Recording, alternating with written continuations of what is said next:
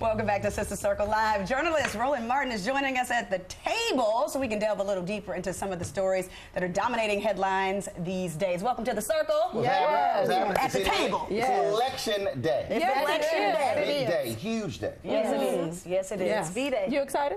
Of course, I'm really excited. Look, obviously, being in Georgia, everybody's focused on Georgia, but you got Florida, you got Andrew Gillum, you got Ben Jealous, of course, in Maryland. You got ballot initiatives, you got Beto O'Rourke happening, running for Senate. The question is, will Democrats take control of the House?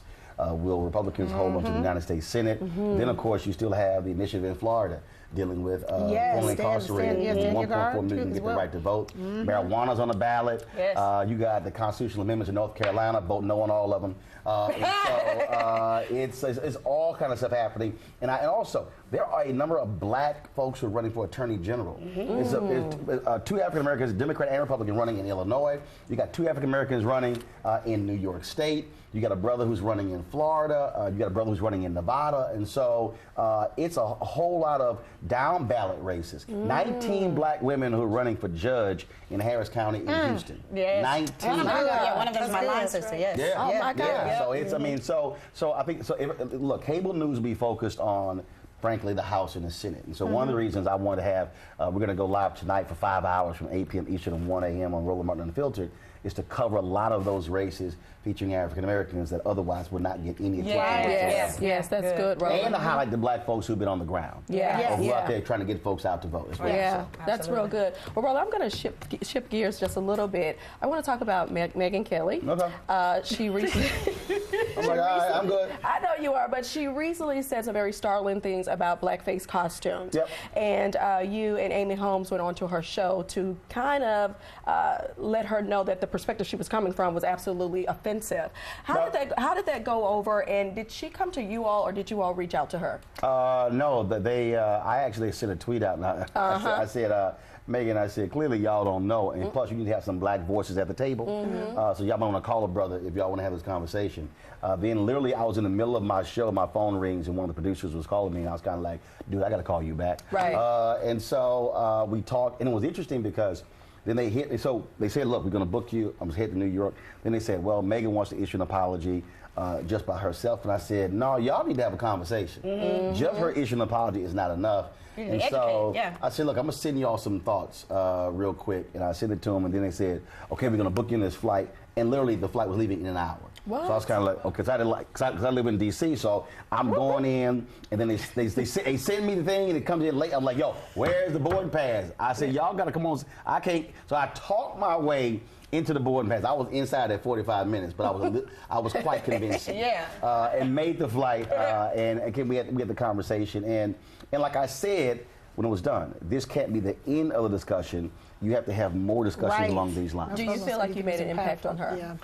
Do you feel like the apology was heartfelt? I wasn't there to talk to her. And follow me here. All right, let's go. Because you're not talking to one person. Like even here, That's good. Yes, there are 4 people here, but there are other people who are watching. And so I was talking to the folks who are watching because the reality is we have people who don't fully understand history. And so therefore you can educate them in 5 to 7 minutes, give them more information they otherwise would not have received even in their classroom when they were growing up. Were you surprised that her show got canceled? No.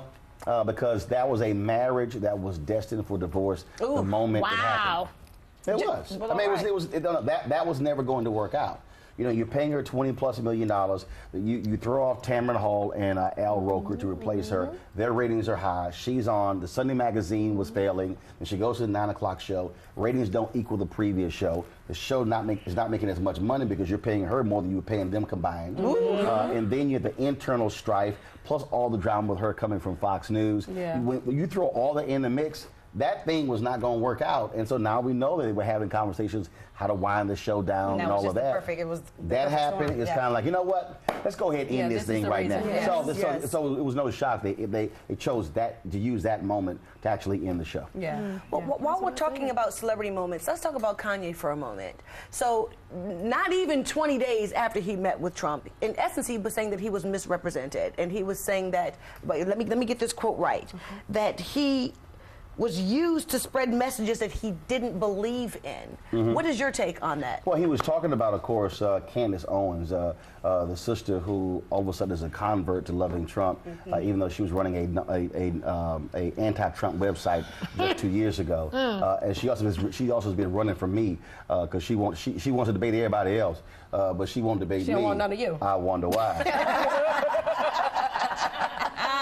And she's been running. Yeah. And so she had this campaign, Blexit, okay, which is a riff on black folks leaving the Democratic Party tied to Brexit in England leaving the European Union. Now we know that wasn't her idea, so she's been sued as a result of that.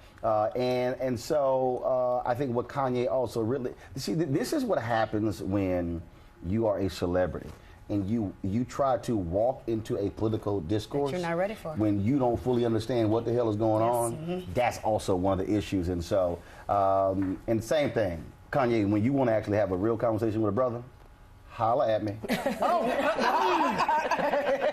We're switching gears to more important stuff. Your show is going to be all about the election tonight. Yep. Tell us who will be joining you and what this show, like, what would be the premise of what you, well, you kind of touched it over there, but who else will be joining you? Easy. It's going to be the blackest of the blackest shows on TV. I'm watching. I'll tell you right now. Because look, I spent 6 years at CNN. I know how these election nights go. And so you might have one or two brothers and sisters who are going to be on the air on tonight. You might have one or two on MSNBC. We got about 30 black people lined up for tonight. And so in addition to numerous political commentators, folks who are Republican and Democrat, we're also going to have Rashad Robinson, Color of Change. Reverend Jackson will be calling in. And all these folks who are running. I've already talked to them. And so Andrew Gillum, he wins there. Yes, my He's God. going to be on the phone. Stacey Abrams, we're going to have her. So that's gonna be awesome. we're going to have all kind of folks on. But I'm telling y'all right now, it will be black. All night long. I even got a black caterer. Who You're gonna wear black is gonna on be handling. and Right now, it's gonna be black, and I'll be wearing black. Just so y'all know. Ain't no confusion on what tonight is gonna be about. Just letting y'all know. And I might have Frankie Beverly Mays calling. That's real black.